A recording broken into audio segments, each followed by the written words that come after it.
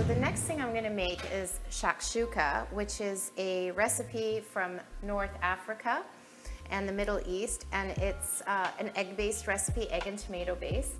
As I mentioned, I'm from northern Iran, so in northern Iran we use eggs as well, and we'll do variation on this with like exactly as this is, or we'll do tomatoes with other herbs. Yeah, so it's very, very nice.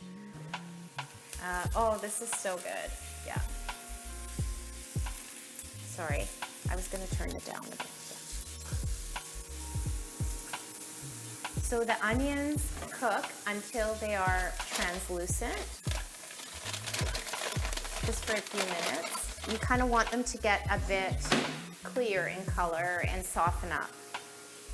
And what that does is just creates a really nice flavor, so they don't taste so strong.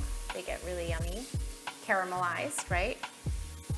Again, ways of adding flavor. We haven't added any salt at all. They're just tapping into natural flavors, which is really fun. And then I have some garlic. I love that these meals also can be used at different times of the day. Like you don't have to do, you could do this Shak Shuka for breakfast. You could do it for dinner. You could do it, you know, for whenever you want. So I've just added the peppers. And those will just get really happy. I'm gonna add some of my spice blends. Oh, I'm so excited. I'm gonna add lots of this. One day we're gonna do these live maybe so people can smell. Whenever today it's not so as important because we're not cooking, but when we're cooking this, like this is so this good. Smells really good. This smells so good. So I'm gonna. And which spice blend did you add?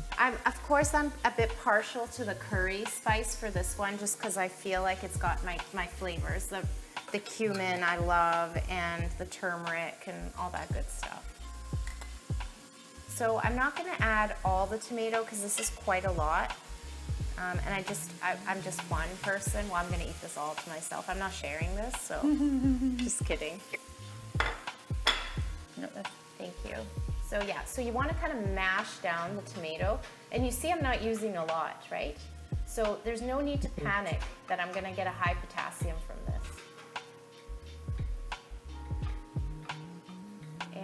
So I just want to make sure, I want the red color like just really beautifully incorporated into this mix. What we really try to send home with these is that if you can include a variety of foods, you may need to monitor your nutrition for other reasons, but if you're including a variety of foods, you're getting lots of different colors on your plate. You use some of these recipes, which again are different cultures, different foods that you might not try normally. They're gonna help you to get your overall nutrition from the food. So we don't provide too much of the nutrition breakdown just because we still want the food to be really joyful and not just look at the numbers. Again, you can talk to your dietitian though if you need some more specific numbers for yourself. Yeah, and if you're worried about deficiencies, like that's a really good question.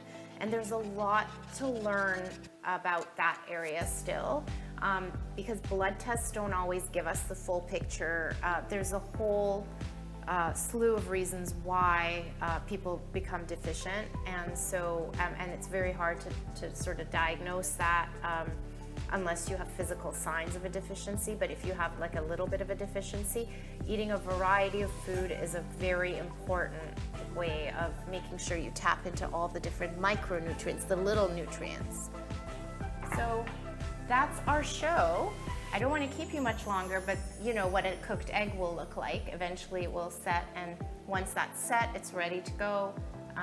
It separates out into really beautiful portions, one egg for each person.